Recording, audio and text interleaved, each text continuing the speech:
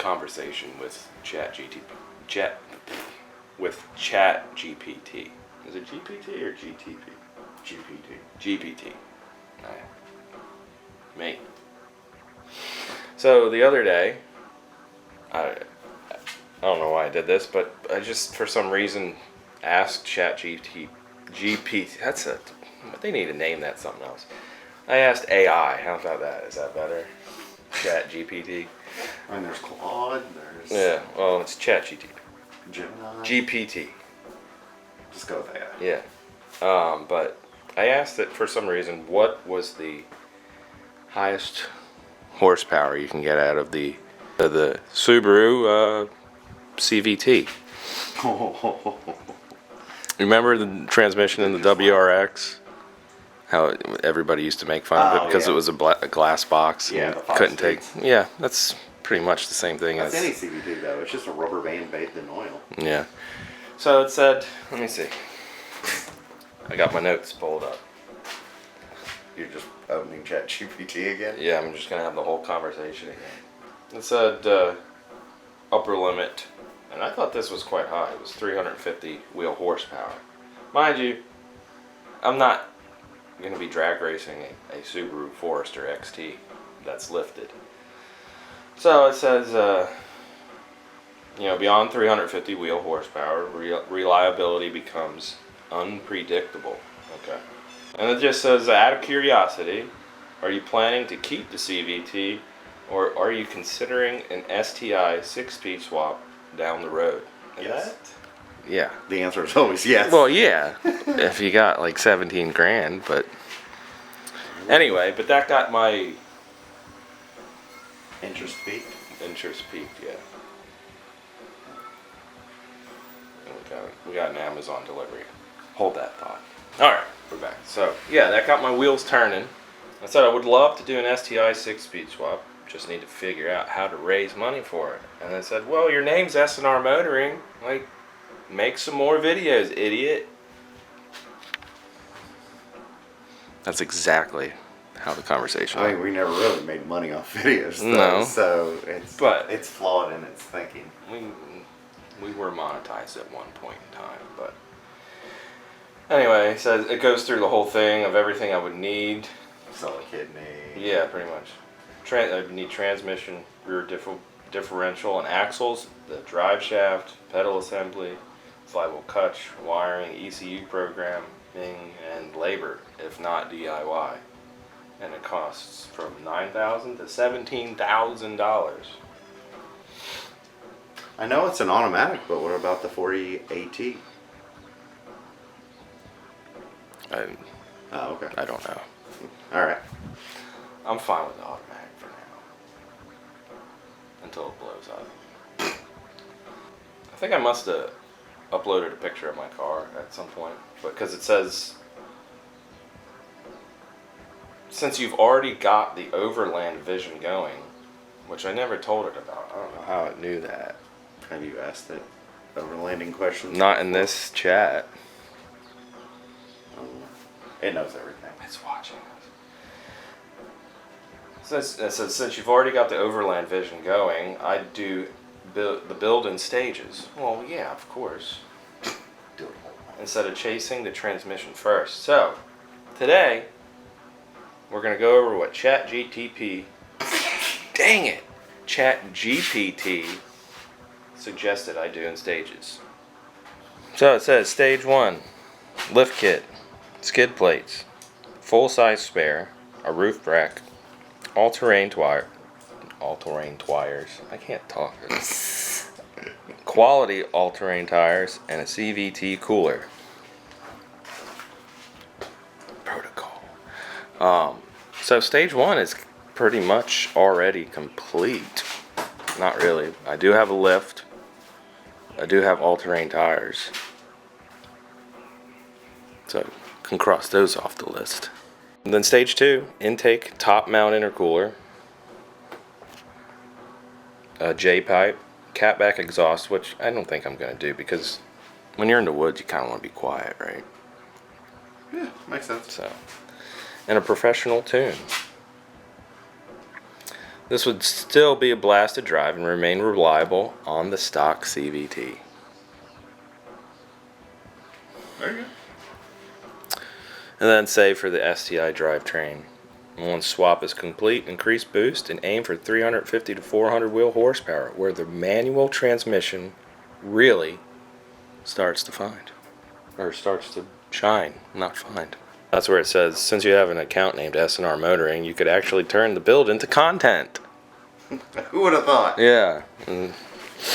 So I'll insert a picture of what it came up with, what it looks like. Oh, I can...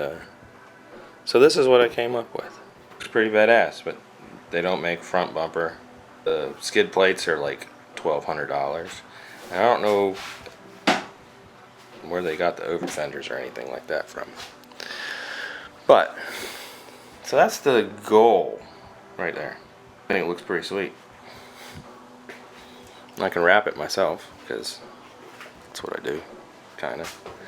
But before you start any new build, you're supposed to like fix the stuff that's wrong with it first, right? Who does that? So I'm having a couple issues with the Forester. Nothing major. It's just like annoying kind of little things. Like sometimes it breaks up in boost. I don't know why it does that. Could be spark plugs, could be dirty mass airflow, could be, I don't know, a boost leak or a vacuum leak. So that's what we're going to do today. We're going to check out and see if I have any boost leaks or vacuum leaks causing this slight issue. I'm also going to clean the mass airflow sensor to see if that helps. Because you know what? Proven to gain 4 to 10 horsepower. Just from this. We need some way to measure horsepower so we can test that theory. Well, I did see a video and they tested it, some random YouTube channel, and it actually made like 12 extra horsepower. Must have been really dirty. Yeah. They use a K&N filter. I don't know. So yeah, we're gonna do some testing today on this. Also, I made a post on all our social media accounts that we're looking for like local bands that are trying to get their start, and we'll feature you in our videos, like during time lapses and stuff. It might help you reach a different audience. So if you have a band or you make music or anything like that, just email us your stuff at snrmotoring@gmail.com and we'll put it in our video. But it can't have any vulgarity and no AI music. It has to be you, even though we're talking about a video. I was about to say, how do you use AI to do your build? And then it's like, no, you're not good enough for music. Pretty messed up. Yeah, whatever. Such a slap in the face. Yeah, whatever. They get it. So yeah, we're going to jump in on this thing. So the music you're going to be hearing today in our time lapses and probably in the background is from a band called HEARTSICK. I'll have all their information in the description of this video, so go check them out. So since the turbo is underneath here, we're gonna have to take that plate off. Yeah, it's just held on by hopes and dreams. Maybe one clip. And then I break it. Getting oily. What? The clamp on the intercooler.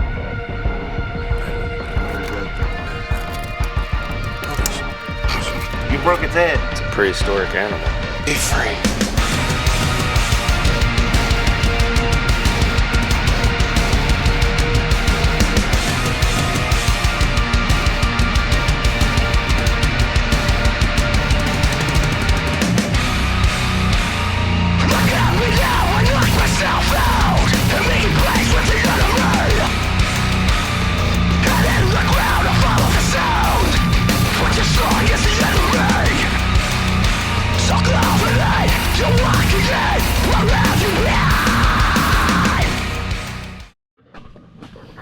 So this, can't really see it, but that's the turbo. So we're gonna try and hook the vacuum leak tester to that guy right there, the inlet going into the turbo. It's the blow off valve, recirculating valve. I've never looked under here.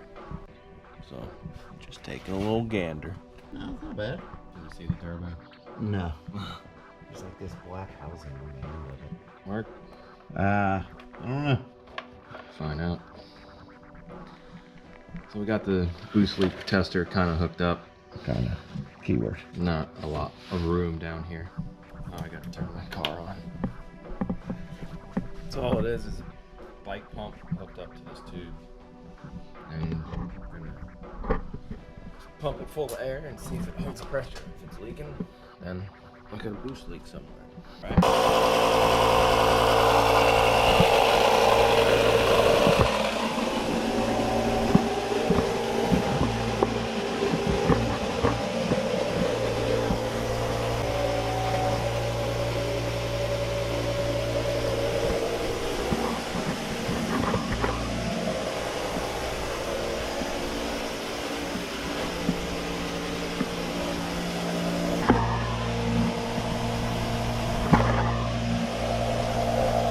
I felt some air back here. Not really the best of seals. Yeah. Thought I felt some air on this coupler, but I could have been wrong. The one that you said was oily? Yeah. Looks kind of janky down there too.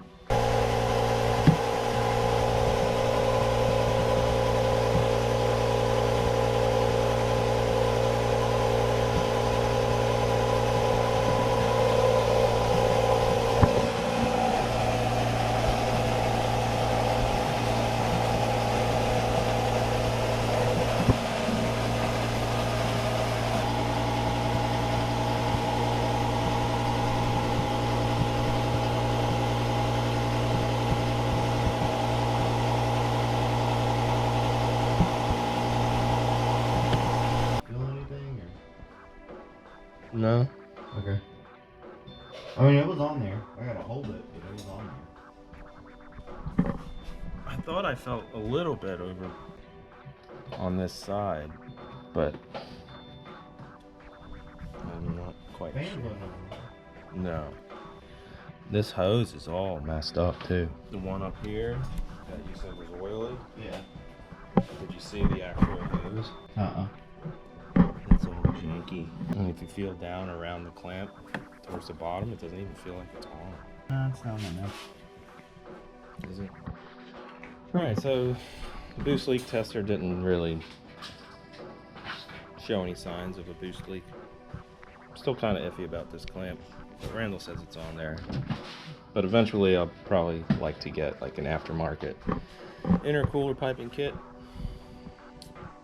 Because this is a 2017, so that's how many years old? It's like 8 years old. So stuff could be, you know, a little dry rotted. And I don't know what kind of previous life this vehicle had. So yeah, I'd like to change those out eventually. So we're gonna put the bottom stuff back together, and then we're gonna try the old smoke tester. See if that shows anything. So I don't know if I explained it before, but I am actually gonna go with the Overland style build with this car. Because let's face it, like I said it earlier, it's not gonna be like a high horsepower monster with the automatic CVT transmission attached to this car. But for the past like I don't know, year maybe, I've been pretty intrigued with going camping. Haven't yet, just haven't found the time to. But me and my family usually go up to the mountains. And last year, actually no, it was this year in March, we took the Subaru up to the mountains, and it performed flawlessly. Took it on I forget what it was called. So I took it on a trail while we were up in the mountains called Old NC 105, and there was some pretty tough stuff to get through. There were a bunch of smaller SUVs getting stuck in some of the ruts, but the old Forester went straight through it. It was scooting. Been waiting to make that joke. So yeah, I'm gonna go forward with that because going on little adventures with the family seems pretty fun to me. So in the future, I plan on maybe doing some overnight camping trips. Maybe one day me and Randall can take it down to the Francis Marion National Forest. I hear they have some pretty decent trails out there. There's not too many places here in Myrtle Beach to go off-roading. They don't let you on the beach or anything like that. So yeah, I'm pretty excited for it. Hope you guys are too. It should be a different kind of journey than what we're used to. We're used to just like Hanging out in the garage. nothing ever working and going one step forward and a million steps back. But since I have a car that already runs and I'm not rebuilding the engine, I feel like things can go smoother. So I've shown Randall's state-of-the-art smoke tester here on the channel before. When I had the Conquest, hold as a paint can and some barb fittings and a bike pump. And you burn something inside, and you just pump the air through the system and see if there's any smoke. Burn myself.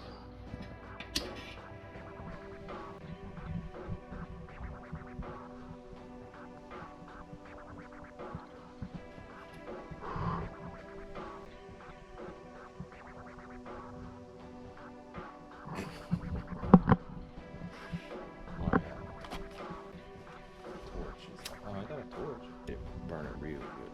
Burn myself.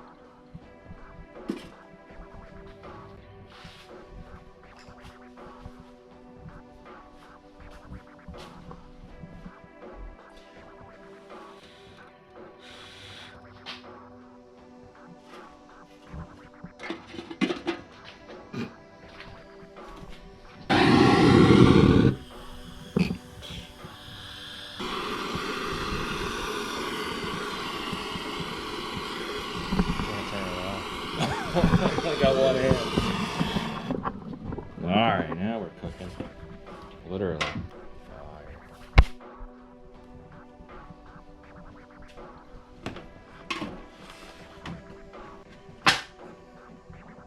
Need a hammer or something?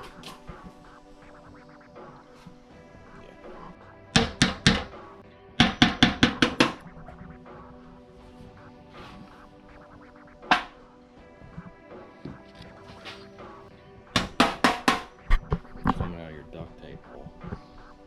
No, I mean there should still be some coming on.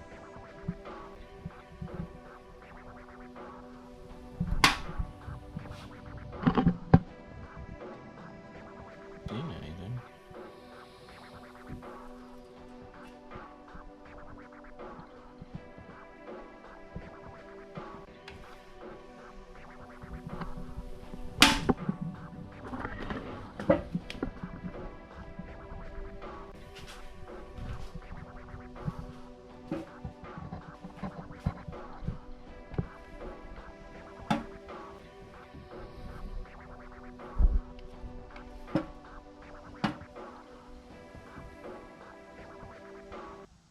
I see no smoke.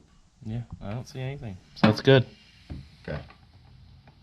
That's a good sign. Alright, so both tests came back good. We didn't see any smoke, didn't feel any air rushing out of anywhere. So that's good. That's all good news. So the only thing left to do on today's agenda is clean the mass airflow sensor. And that's this guy here. So all you gotta do is spray your mass airflow sensor cleaner in there and you get an instant 4 to 10 horsepower. Where are you gonna spray that? Up there. Yeah, it's some sunshine.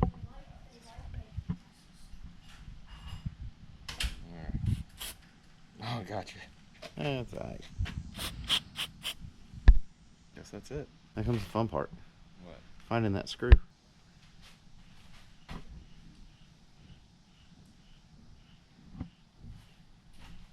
Drop it again. Or we use only the most precise testing equipment and tools. Alright, now that everything's plugged back up, mass airflow sensor's cleaned, we're gonna turn on, make sure it still runs. Because knowing us, it'll never start again. Probably not. Insert Elmo explosion. Lucas, would you like to do the honors? Of what? Turn the car on. Sure. With the keys in the seat still. Look at that. Alright, good to go. There's only like one clip holding it in. So from here, next step is definitely going to see how involved it is to change the spark plugs, because I'm sure they've never been done before. How many miles you got? 136,000. Yeah, it's time. I also need to change the air filter. I would like to get an intake for it, just cause. You don't No. want an intake. Alright, I don't want an intake. Maybe Just just a K&N filter or something. No, do not get a K&N filter. Just a paper filter? Yeah. Normal? Well, they got like the dry flow ones. Yeah. Yeah, but That's what I not meant. don't use the oil ones. No, That'll no. mess up your math that you just cleaned. Yeah, don't want to do that. Alright, so, well, it's going to wrap it up for this one. Leave a comment if you're excited about the Overland build. I know you're probably watching this channel because I used to have a Conquest, and probably because Randall still has a Supra, but that's what I got to work with, so yeah. Deal with it. So yeah, like I said at the beginning of this video, we're going to try and feature some bands, and the music that you heard today was from a band called HEARTSICK. Links in the description.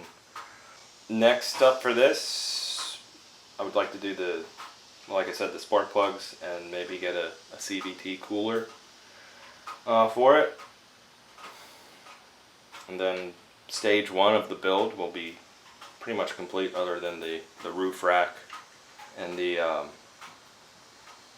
skid plates. What's next for the Supra? Wiring and trying to find a transmission.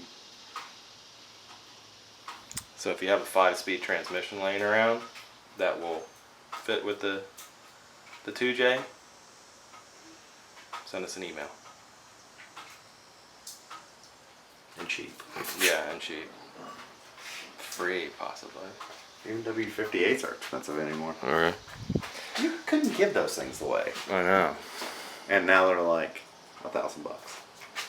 But anyway, head on over to sandrmotoring.com. We got a few shirts on there for sale. And that could help us out in these trying times. You gonna make some Fozzie merch? I might, if there's enough request for it. Okay. Yeah. Alright, well, hopefully we'll probably see you in about 2 weeks. We're going to try and do these every 2 weeks or so if everything works out. I'm not going to hold any promises or anything like that, but we'll see what happens. We'll do what we can. Yeah. Anyway, thanks for watching. Bye, folks. See ya.